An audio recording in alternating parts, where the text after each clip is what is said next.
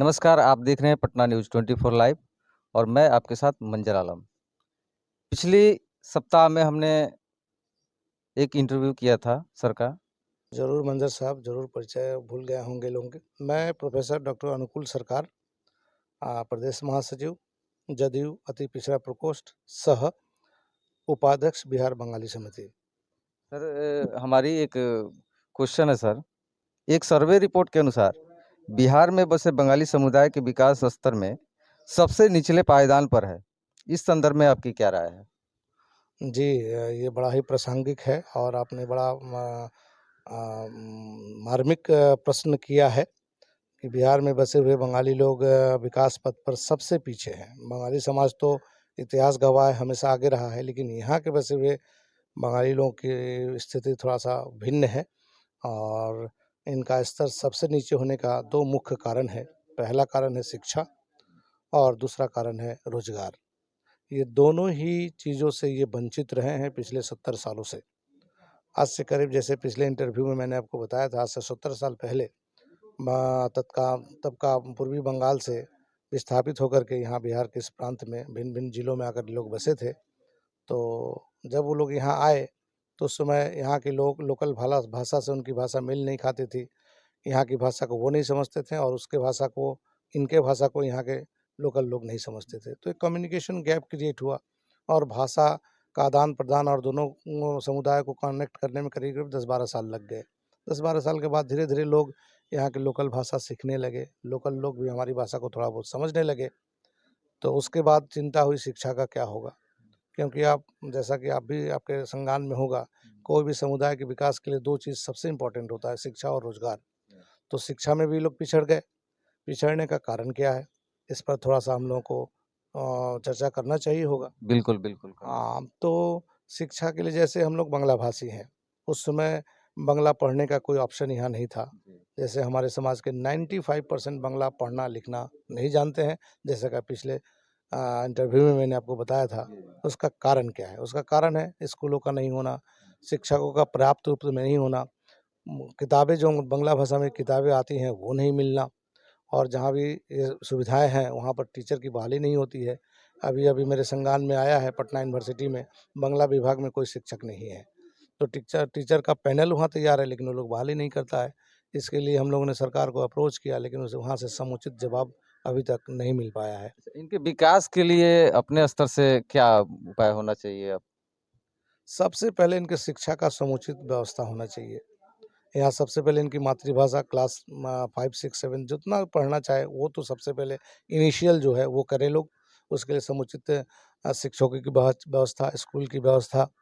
पिछले जब ये लोग आए थे तत्कालीन कांग्रेस सरकार ने तो कुछ भी नहीं किया। लेकिन 2010 के बाद जब हमारे माननीय मुख्यमंत्री के संज्ञान में बात गई, तो वो वहाँ बंगाली शिक्षकों की बहाली भी किए हैं, लेकिन वो बहुत ही अपर्याप्त है। जैसे कि 14 लाख बंगाली है वोटर्स हैं हमारे पूरे बिहार में। हमारे चंपारण में पूर्वी और पश्चिमी चंपारण मिलाकर 3 साढ़े 3 लाख वोटर यहाँ है।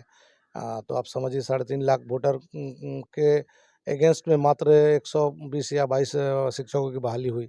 तो ऊँट के मुँह में जीरा वाली बात है ये। तो पर्याप्त मात्रा में बांग्ला शिक्षकों की बहाली होनी चाहिए और सिर्फ बहाली नहीं, इनके शिक्षा के लिए बांग्ला विषय का जो पुस्तकें आती हैं, वो तो बिहार सरकार को हमने कई बार टेक्स्ट किया, अप्रोच भी किया, लेकिन अभी तक बुक भी नहीं छपे हैं। ये भी एक बहुत बड़ी विडंबना है। तो सबसे पहले हम मातृभाषा सीखेंगे, तब यहाँ की जो हिंदी भाषा राष्ट्रभाषा है, वो हम सीखेंगे और फिर हम लोग आगे बढ़ेंगे धीरे-धीरे करके। तो इस विषय में सरकार से भी चर्चा हुई होगी शायद। जी, जी, जी। हुई है लेकिन सरकार इसमें थोड़ा-सा उदासीनता दिखा रहे हैं और न जाने क्यों हमारे साथ सौतेला व्यवहार होता रहा है शुरू से, अब भी हो रहा है। तो शिक्षा में तो हम पिछड़े हुए हैं, पिछड़ेपन का यही कारण है, शिक्षकों का नहीं होना, पुस्तकों का नहीं होना और उसका जो व्यवस्था होनी चाहिए वो भी ज़ीरो है।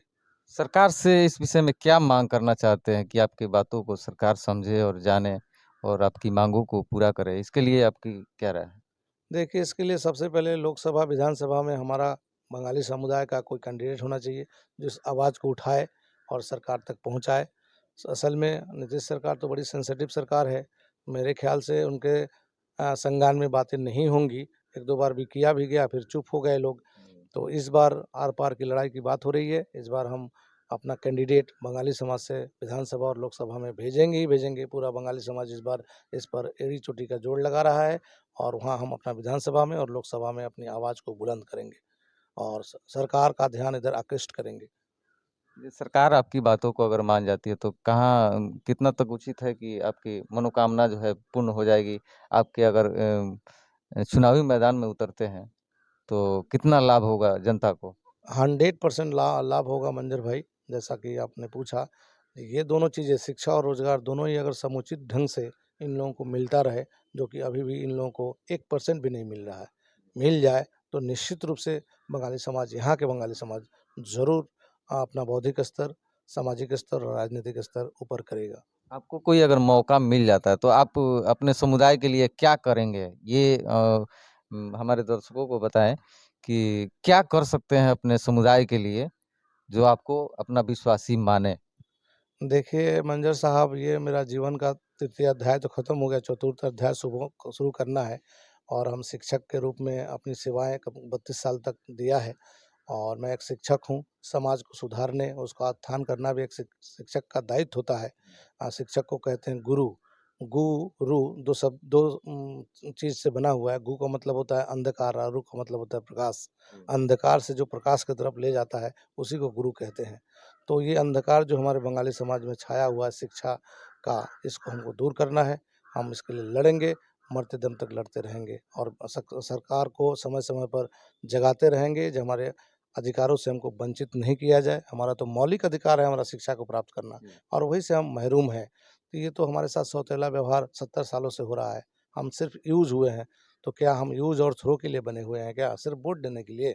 जब हम वोट देकर किसी को जिता सकते हैं, तो हम खुद क्यों नहीं लड़ सकते हैं? बिल्कुल, ये बिल्कुल हमारा कि अधिकार है। बिल्कुल, बिल्कुल। अधिकार हाँ, तो बनता है हाँ, आपको। ज़रूर बनता है और इसके लिए हम लड़ रहे हैं और इस बार बंगाली समाज ने तय किया है कि ये हमारा समाज का कैंडिडेट इस बार पार्टी की तरफ से, जदयू पार्टी की तरफ से होना ही चाहिए। चलिए ज़रूर होना चाहिए। हम आशा करेंगे कि ये खबर देखने के बाद और लोगों को भी ये एहसास हो कि भाई पार्टी में आने के बाद कुछ जहाँ तक हो, कुछ तो कुछ है, जहाँ तक हो, आपकी लोग मदद करने के लिए तैयार भी हैं और हमने आपकी सभा में भी गया है, तो वहाँ भी अच्छा खासा भीड़ भी मैंने देखा है।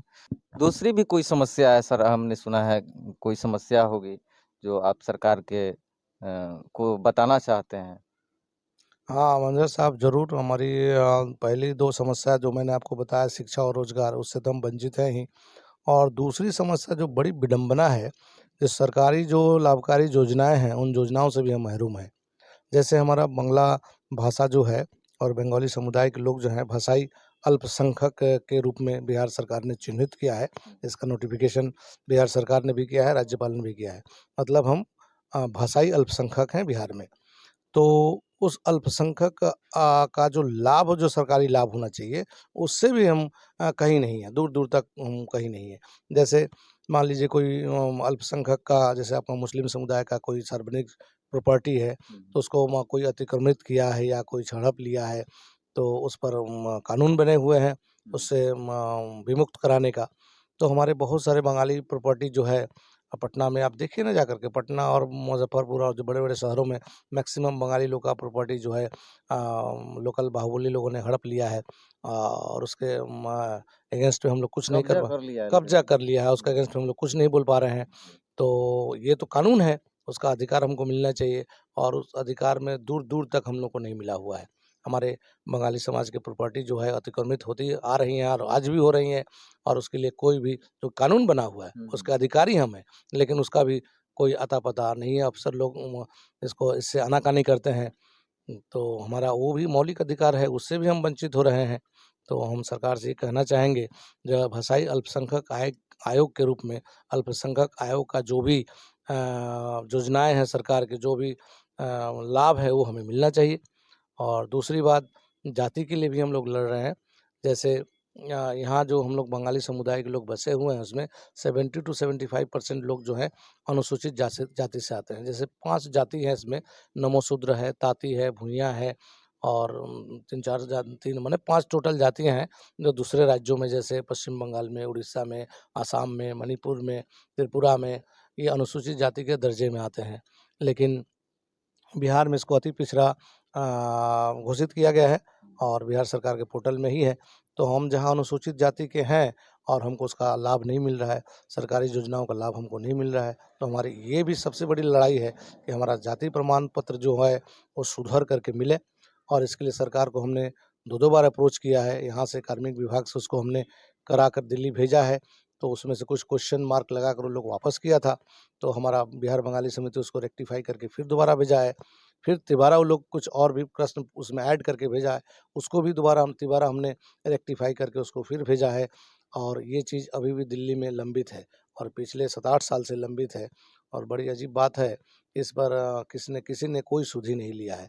तो हमारी लड़ाई उस पर भी है, ये हमारा जाति प्रमाण पत्र अनुसूचित जाति का जल्द से जल्द मिले, जिसका लाभ हमारे 70% जो नमोशूद्र जाति के लोग हैं उनको मिले, इसके लिए भी हमारी लड़ाई है। पार्टी के लोग भी आए हुए हैं यहाँ अ, पश्चिमी चंपारण में जी, जी, जी। पार्टी के भी हाँ, लोग हाँ, आए हुए हैं, हाँ, हाँ, उनको हाँ। आपने क्या सूचना जी, दिया है? जी। जी, हमारे जदयू के राष्ट्रीय महासचिव श्री मनीष वर्मा जी आए हुए हैं चंपारण के दौरे पर। वो एक्चुअली यहाँ लोकल संगठन के बारे में और लोकल जो समस्या है उनसे अवगत होने के लिए आए हुए हैं। इस कंसर्न में उनसे हमने व्यक्तिगत रूप से मुलाकात किया है और उनके संज्ञान में ये सारी बातें हमने दिया है कि हम अपने मौलिक अधिकारों से वंचित हैं, जाति प्रमाण पत्र हमारा नहीं मिलता है, हमारा ज़मीनों का रैयती हक नहीं मिलने से हमको कोई भी सरकारी लाभ जो है वो मिल नहीं रहा है और जाति नहीं मिलने से कोई सरकारी लाभ मिलेगा ही नहीं। आज पढ़े-लिखे जो भी लड़के किसी तरह से पढ़े-लिखे ग्रेजुएट हैं, पोस्ट ग्रेजुएट हैं और तब भी जाति प्रमाण पत्र के कारण वो आज बेरोज़गार घर में बैठे हुए हैं, जिसका हमको लाभ मिलना चाहिए, वो नहीं मिल रहा है। तो ये सारी बातें हमने श्री मनीष वर्मा हमारे राष्ट्रीय महासचिव के संज्ञान में दिया है और चूँकि ये सारे इन्फॉर्मेशन कलेक्ट करके मुख्यमंत्री को वो देंगे, इसलिए मैंने उनके संज्ञान में बात दे दिया है और हमारे पार्टी के प्रदेश अध्यक्ष जो हैं उमेश कुशवाहा जी, उनके सामने भी हमने ये प्रस्ताव रखा है कि हमारा जाति प्रमाण पत्र और हमारा भागीदारी विधानसभा और राज्यसभा में सुनिश्चित किया जाए। और एक पोस्ट हम लोग का होता है अल्पसंख्यक भसाई अल्पसंख्यक आयोग का वाइस चेयरमैन का, वो हमारा रिज़र्व है पोस्ट, वो बंगाली समुदाय को ही मिलना चाहिए, लेकिन विगत 8 वर्षों से वो पोस्ट हमें नहीं मिल रहा है। तो ये भी हमारे साथ सौतेला व्यवहार हो रहा है और ऐसा क्यों हो रहा है, ये समझ में नहीं आ रहा है। तो आपके चैनल के माध्यम से हम सरकार को ये संज्ञान में देना चाहते हैं, इस बार हम लोग आर-पार की लड़ाई के मूड में हैं। अगर हमारे ये अधिकारों से अगर हमको वंचित किया जाए, तो हम लोग जब तक ये अधिकार हमें नहीं मिलेंगे, हम लड़ेंगे। ऐसा कोई दो मत की बात नहीं है कि भैया को टिकट नहीं मिले, टिकट मिलना तय है और आप लोगों की तैयारी भी जारी रहनी चाहिए। आगे भी हम आपको अपडेट देते रहेंगे, तब तक के लिए जय हिंद।